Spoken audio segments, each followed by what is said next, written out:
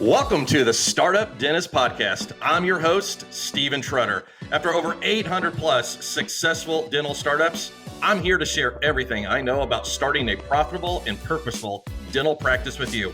Welcome back to the Startup Dentist Podcast. It is super great to be here, and thank you all for listening.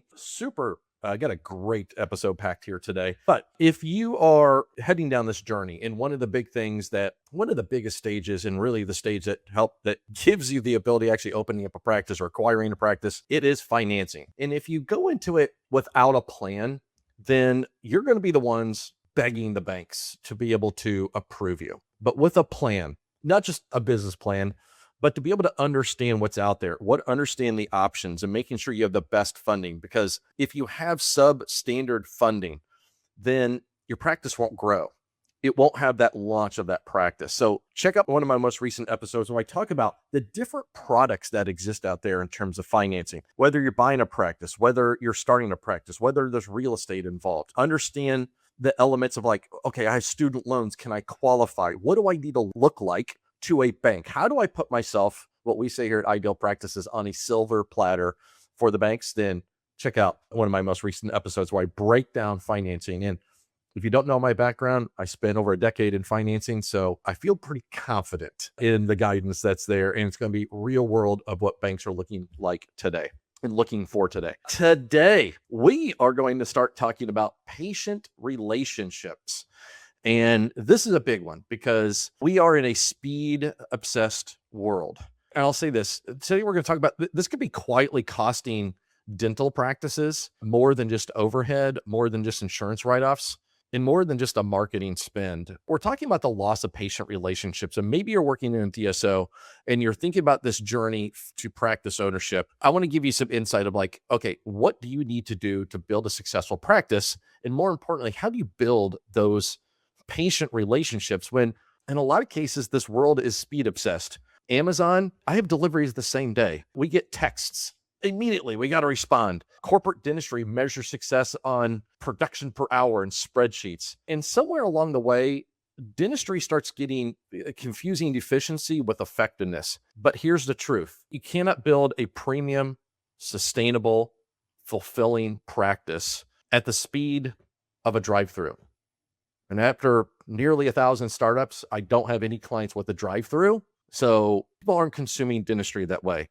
So today we're going to talk about how to reclaim that patient relationship. More importantly, how do you build a practice of success that is focused on this without sacrificing profitability, and why slowing down may actually be your fastest path to the growth of your future practice. So grab your notebook, dig in here, and let's make this dream practice of yours a living and breathing reality. So we're going to talk about the speed trap. Modern dentistry rewards speed, more patients per day, shorter appointments, tighter schedules, production metrics, turnover rates for chairs, et cetera, et cetera. What happens though, the patients feel like they're a part of a process. They feel like they're kind of pushed through. I remember Dr. Jordan, one of our clients, he's outside of Philadelphia. And if you ever see in our videos, hear him talk about when he was in corporate dentistry, many of you think about like, I feel like I'm on roller skates. In his case, he felt like he was a McDentist. And so I won't give credit where credit's due. Jordan, if you're listening out there, thank you for the phrase, the McDentist, because I remember him talking about in his world, it was like, I was a McDentist. It was a transaction. You never had time. You had to see 40, 50 patients a day. And there wasn't that time to make that true connection. Why now he has a very successful practice is because he wanted to build a practice that was his own in order to have something that wasn't about a transaction. He wanted to make sure that the patients felt cared for, that they felt understood, that they felt valued, not processed. And when patients feel this way, case acceptance will drop, loyalty will weaken, and price becomes more of a sensitive topic for the patients. That's where it becomes a transactional thing. So we need to break that mold in terms of making it. This is a transaction. This is about making true connections and building trust and loyalty so that you have patients forever. Because patients, they don't leave over fees. They leave when they feel like they don't feel known. They don't feel appreciated. They feel like they're being talked to. They feel like they're being sold dentistry. And in a world obsessed with speed, connection has a huge advantage. People want to talk about efficiency, and I understand efficiency, but efficiency is not the enemy of this whole thing. Efficiency without connection and empathy is really expensive, folks. So when you rush, the patients feel it. You may miss those emotional cues. You may reduce value to the patient. If you skip like telling stories and asking the patient about their families and things like that, you miss those moments where the patient's there and they want a connection with a provider, and you miss those keys and those cues, and you eliminate that trust building opportunity that's there. Take that time, really take time to make that personal connection. If a patient trusts you deeply, they're going to move forward with treatment that they may have otherwise delayed, maybe for years in a lot of cases. They'll feel that connection. If they don't trust you, they'll give you the, I need to think about it, not quite sure about my insurance, I want to get a second opinion and things like that. And guess what? That big delay can cost your practice far more than the extra couple of minutes that you could have been really intentional about making a connection. This is the advantage that you have as a practice owner. Being able to have your own practice. On a previous episode, you probably heard the story about Dr. Arthi. Dr. Arthi, she's in the Northeast and built a highly successful startup practice in an area covered with dentists. Numbers wise, it's like, why would you do it? But she knew her community. Even in a major metropolitan area, she knew her community. And if you listen to the episode, she talks about one patient at a time, the relationship advantage that she has to make those connections with those patients, one patient at a time. And that one patient grew to 2 to 4, and then now hundreds of patients that aren't just coming in for daily cleanings. I don't think a lot of people do daily cleanings anyhow, other than at home. Anyhow, they're not just coming in for bread and butter dentistry. They're placing their trust. These are people who are coming and saying, I need lots of care. She's created almost, I would say, pretend like you're creating a concierge practice when a patient sits down and they feel that connection to you and to your team, and you focus on that. That advantage is real, folks. It's super real, because guess what? They're used to being pushed through in a lot of different practices, pushed through a system, told, here's what you need to do, without really having them talk maybe about their journey, about why they are there, what are they doing? So asking some of those questions along the way. Some of the most high performing practices, what they understand is this: patients are never going to remember how fast you were. Patients are never going to remember, wow, your margins were the greatest ever on your crowns. What patients will feel is a connection. They felt heard. They felt respected. They never felt judged. They feel like they're the only patient that's there. When you do that, watch out, folks. Then you've got something great. They don't shop. When they feel heard, they're not going to be shopping. They're not going to be comparing. They're going to start sending their friends and family to you. They're going to start referring. I think about Dr. Andrew, one of our clients, and many people have heard his story, but the story I had about Dr. Andrew has nothing to do with his success. Well, it does. My youngest daughter a couple of years ago had a mishap on an electric scooter, which I can't stand those things. And if you're listening, you know where I'm going to go with this. Oh yeah. Luckily she was wearing a helmet. I'm coming around the corner of my car, and then I hear screaming because she's in front of me on her little scooter, which is no longer with us, by the way. Something happened. Friend was coming in, stopped in front of her. She didn't stop in time, went over, hit the ground, hit the street with her 2 front teeth. I was nervous. And I remember calling her pediatric dentist, who wasn't a client, but she was a little bit apprehensive just because, I don't know, she was apprehensive about doing the work. And so she's like, hey, do you know anybody who could do this? So I immediately thought of Dr. Andrew, simply because like he was my dentist. He's around the corner. And he said, bring her in the next morning. We'll get her all fixed up. He sat down, had a great connection. At the time, she's 13 now. So, she was probably like 10, 11, maybe, somewhere in that range. Man. And he just sat down, had a conversation. She was chatting away, had her headphones on, getting the work done, build up on 2 teeth. And that's something that I remember, because as a parent, I remember that experience. And obviously, as a client, I referred friends and family to him, but that experience alone was it was great. And if it was a dentist that wasn't a client, I would have said the same thing. It just happened to be that it was a client of ours, and it was just awesome. And that was a thing that I remember. So those moments exist. So obviously it doesn't have to be a kid that chipped her 2 front teeth, but it's those small times, it's those small windows of really understanding. I love talking to associate dentists all the time about why are they on this journey to become a practice owner? And so many of their stories are this story. I don't feel like I have the autonomy and the control of doing the things that I want. And I know those are two big terms, but a lot of it is central to the kinds of care that they want to provide. I had a client on a vision call a couple of weeks ago, and we were talking about, his legacy and talking about patient connection. And it was a big part of like his vision for his practice. And he said, Stephen, clinically, I may not be the most gifted dentist, but he said, what I want to be able to have in my practice is something that the patients truly care. And I know some of you think about this, but you have to be intentional about like building like how you want to be remembered, or building out, like if a patient came in, I had the best, greatest review ever, what would that patient say? And it can't be about like speed or price. It has to be about connection, because we're humans. We want a connection. I go to the dentist because I have a connection. I want to have that connection. I want to be able to sit down and them understand what I'm going through. And I think so many patients are unheard in this rapidly speed obsessed world of dentistry. And I think there's a reason why also what's happening in this world is, DSOs have created it, but now DSOs are struggling in that because they're great on the production and systems, but guess what they don't have? They don't have you. They don't have that connection point. So how are you going to reclaim, or how are you going to set your practice up for success of having patience, having true relationships? Have those cause pause moments or create pause moments.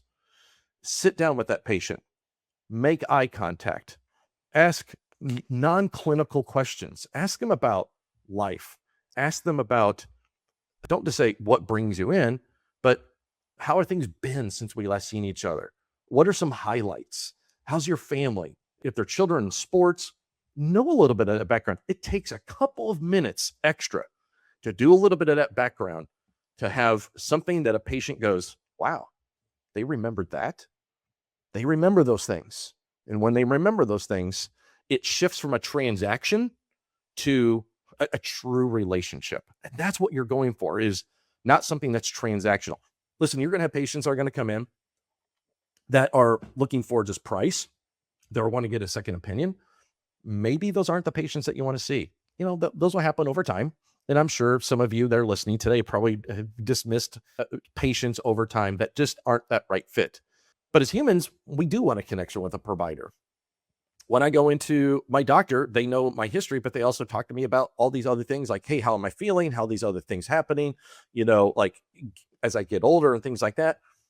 And it's like, I feel like they're really wanting to know me because they want to be able to say, here's the care that we provide. First thing would be number one, create pause moments. Number two, slow down case presentation. I think a lot of dentists explain treatment like they're just reading an x-ray. Instead of this, tell a story. Here's what I'm seeing. Here's what happens if we just leave it. Here's what I would recommend if you were my family. Clarity builds trust. Trust builds confidence. And confidence builds acceptance. It's not about being a salesperson. It's not about anything. It's about you putting yourself, looking at person, talking at person as if they're family. When I'm on stage, it's so funny when people always talk about, like, back in the day, if people were nervous going on stage and things like that. And I've been on stage hundreds and hundreds of times, and being on stage doesn't bother me. But I remember it used to be like this old thing people would say, is like, in order to feel relaxed on stage, imagine everybody in like their underwear. I don't do that. When I'm speaking, I want to speak to the person. I want to speak to you here on a podcast. I want to speak to you about, like, what do you desire in practice ownership? What do you want to accomplish as a practice owner? Is it not just financial success, but something that's maybe a legacy for your family? Those are the things that I want to know. When you're sitting out with the patient, have those connection times, have those opportunities, because that clarity, that's what we're trying to build here, is trust. They want to leave and go, I'm going to do whatever that doctor tells me to do. I'm going to go through with that treatment because I could tell it wasn't about a transaction. I could tell they said, here's the things you need. Here's when you need to do them. You build trust one patient at a time. And when you do that, you'll get raving fans. You'll get reviews. And you'll have more and more reviews that talk about this because that's what this is about, is building that trust one patient at a time. Number 3 is empower your team. Now, if you're listening and you don't have a practice and you're thinking about this, like this is a big part. It's not just about you as a dentist. It's about having your team. So one of the big things I always do with clients is I want them to build something that talks about their team, in a review, because like if you want to build your best possible review, for example, you need to think about like, what would you want a patient say about your team?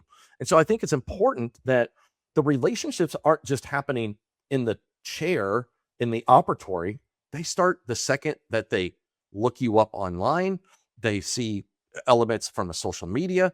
As soon as they step in, those people at your team, at your front desk, in your future front desk, they're the greeters. And if they're sitting down with their heads down, looking on their phones, or just like filled up, here's your paperwork, we'll call you back when you're ready, you're missing small moments. You don't have to be gabbing with the patients forever, but it starts every team member. When we're building out these systems, there needs to be from the front desk to the assistant, to the hygienist, to you, there needs to be this synchrony of like, this is the patient experience from this person. Each person needs to build confidence in their role.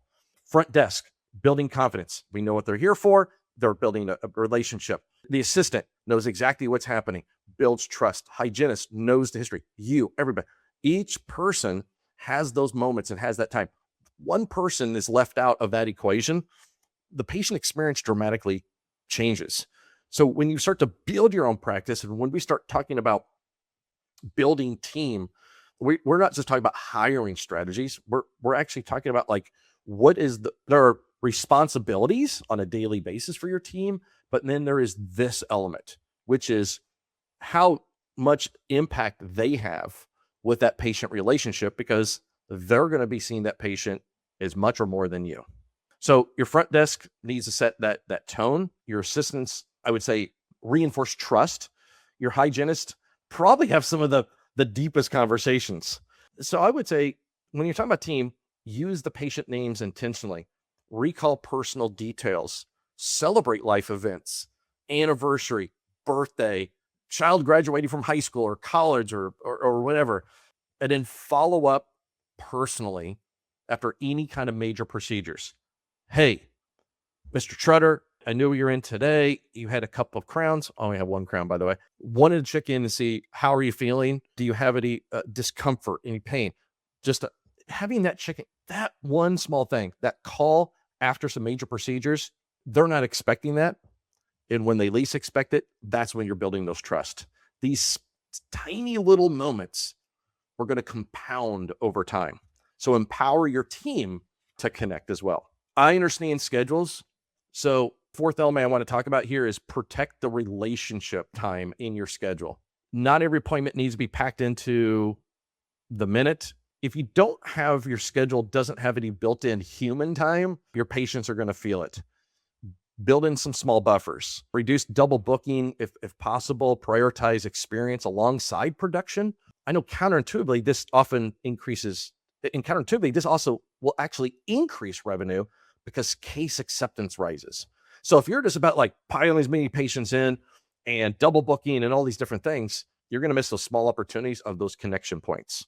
So while it may feel as if like, man, this is counterintuitive to production, if case acceptance rises and bigger cases arise out of that, you're accomplishing a huge mission right there. Number 5 is lead.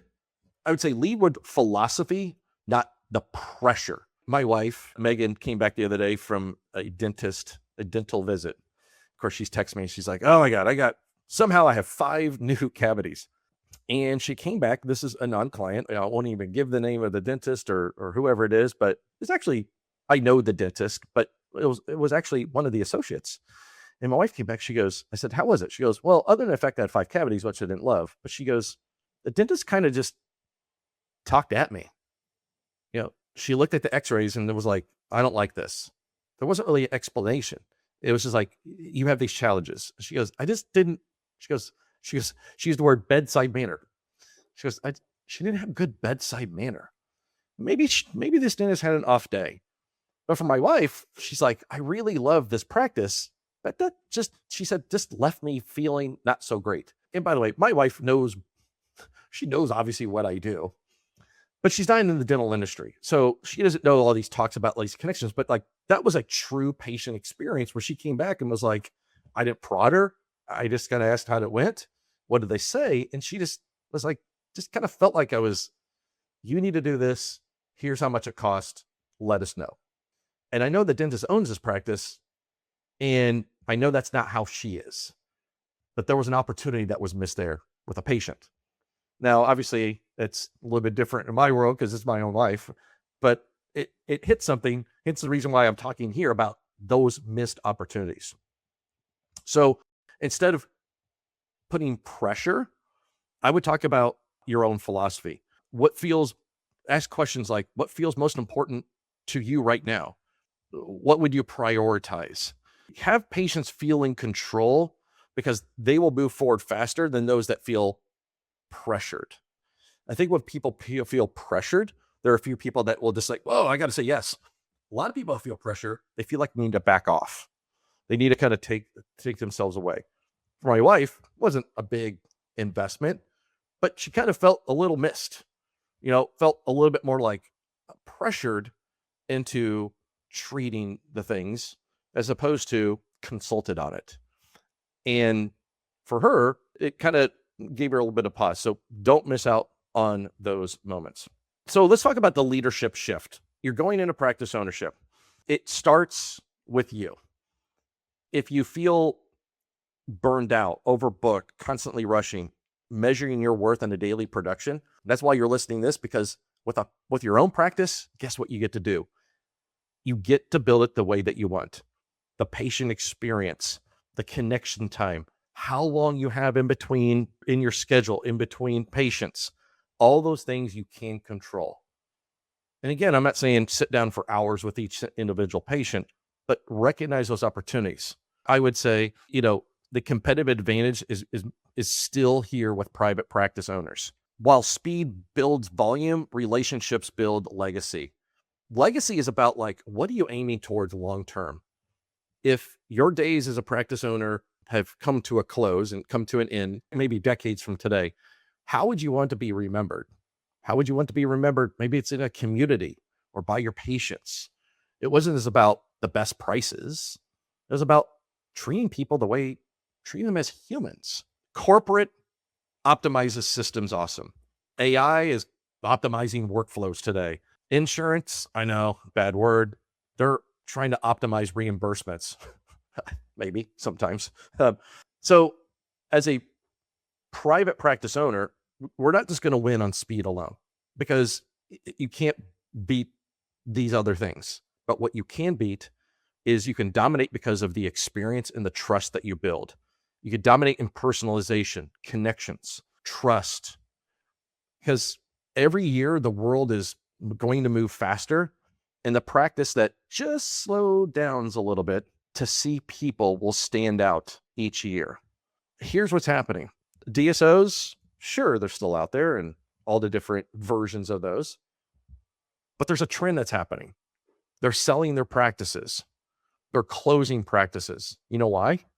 Because they can't get this part done right. They've got systems, they've got spreadsheets, they've got all these things. But what they don't have is the relationships. They don't teach relationships. They teach spreadsheet dentistry. Like Dr. Jordan said, I don't want to be a McDentist anymore. And he's not. I'll share a story about one of our clients who just opened up her doors. And let me tell you, trust. Dr. Alex just opened her doors. And I've maybe some people have seen some of the posts about this, but she already had some milestone days from a production perspective. 1 month in, just had her grand opening. 1 month in, she's hitting numbers of established practice owners in a very competitive marketplace. How's she doing it? Connections. At her grand opening, the mayor of her town was there, the Chamber of Commerce, people, families, everybody was there. And she's getting these cases. She had a couple large cases that came in, new practice owner. These aren't like old patients of hers. These weren't current patients. These are patients that she opened with, made connections. They sat down and they had the full faith and trust in her because they understood that she had their best interest at heart. You don't do that simply by just a bunch of marketing. Sure, marketing brings people in the doors. What keeps them there is you, your team. Being very intentional about that. So speed, not just speed, folks, connections. I'll say this. If you want a practice that is built upon trust, highly successful practice, remember, this profession is about people, humans. If you have relationships, you have fulfillment. When you have fulfillment, now you can have profitability. This dynamic I always talk about the 3 Ps of a startup: practice, profits, and the biggest one, purpose. A lot of people focus on the practice. I got to get open. I got to ram a bunch of patients through the door because that's the only way I could be successful. Sure. That's one step. But a lot of people stop at the practice. How do we become profitable? Systems. And it's not just about like spreadsheets and optimization SOPs. It's also about those elements that are there. But then more importantly, the purpose. What is your purpose? Connection with the patients, treating them the way that you want to treat them, because right now you're probably working in an environment that you don't have the ability of actually treating patients the way that you want. Folks, you can reclaim this as a practice owner. That's exactly what you can do. And that's the autonomy that you have. Because if you want to create a successful practice, one that is patient-centric and purposeful, that's what we need to do, is focus on that. So I hope that helped. I hope that gave you some great insight. Thanks for listening. If this episode resonated with you, share it with a colleague who wants to hear this, that wants to know that they can do these elements. And as always, build a practice that serves your life, not the other way around. If you want to learn more, I'll say this. If you want to build a practice, that you want to create a successful practice that's patient-centric and purposeful, and one that is focused on the way that you want it, then schedule a clarity call with their team. You can go to idealpractices.com. You can talk with one of our expert advisors. I want to hear more about what you want to create. What are things that you want to create in your own practice? What are things that you want to be purposeful about? If you want to break that mold and really build something that is successful, like some of the stories I've shared, Dr. Alex, Dr. Arthi, Dr. Jordan, real life stories of dentists that have built practices built upon purpose and have highly successful practices from day one, then go to idealpractices.com, talk to one of our advisors. I want to hear more about your stories. That's a wrap. Check out any show notes for any resources that we spoke about today. Next time, I'm going to talk about this thing called the imposter syndrome. I want you to get over the mental hurdle of being a new practice owner and giving you that confidence. Because guess what? You have the skill set. But I see this many times where dentists going into practice ownership, they feel like they're not worthy of they're worried about can I build trust? They feel like there's that hurdle of they feel like an imposter because they're new. That doesn't matter. You've got the experience. What I want to do is talk to you about how to build that confidence so that when you do open your doors, you've got patients lined up from day one. I'll see you there. As we wrap up this episode, take a moment to picture yourself a year from now. Are you still in your associateship? Or are you rocking it at your own dental practice, creating beautiful smiles and making a real difference? If that's the dream, it's time to chase it. Before we split, make sure to hit subscribe, drop a review, and give us your rating.